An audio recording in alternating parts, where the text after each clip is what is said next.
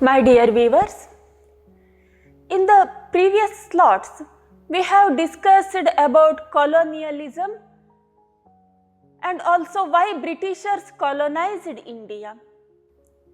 Here we studied various reasons behind it, and also here now let us know about white man's burden theory. White man's burden theory was explained by a British scholar, Kipling, in the year 1899. Here, they colonized India and various other countries. We have studied already about that. And also they exploited people. They tried to loot as more as possible. By this, they got raw materials and the food grains from these countries, and also successfully they sold their finished commodities in India and other countries. Everywhere they became successful. They followed divide and rule policy, and also here they became successful, and finally they wanted to give a justification for their activities. Actually, they suffered a lot because of the Industrial Revolution, and also to come out from all these problems, they colonized these countries. But here they wanted to give a justification, and also they tried to tell what they did was correct. So here they said, we are going to civilize Eastern countries. Actually, the people of Eastern countries, including India, are uncivilized. These people are uncivilized, and also these people are dirty. These people are not educated. These people are useful for nothing. Here Britishers are entering India just to civilize Indians. They said like this. This is what white man's burden theory. It's actually a burden for white people. We are civilizing black people as well as the brown people. This is what the key ideas of this particular theory. Finally, they tried to justify their activities and also especially their looting activities in India and other countries. So, they designed this particular theory. Even today, few people are giving justification for the British rule, and also few people are appreciating British rule, and also they are telling the same theory even today also. But this theory was made just to give a justification for their rule. Just they wanted to tell, we people are doing good things, we are uplifting the world. In this way they tried to tell. Now let us discuss the impacts of this particular theory. First of all, first point now I have already discussed, they gave a justification for their activities.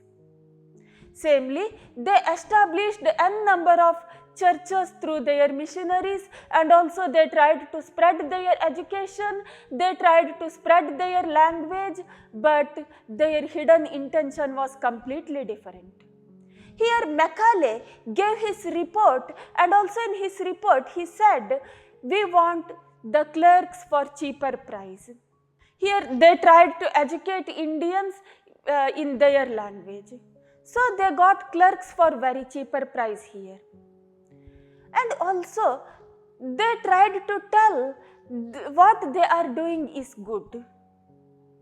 So here they tried to write history also, and finally they said about Aryan invasion theory, and here also they tried to tell they were superior and Indians were inferior. Finally Aryans came to India, and also they tried to civilize Indians in this way. Everywhere they tried to tell about their superiority and the inferiority of Indians, and ultimately they said they were there in India just to civilize Indians.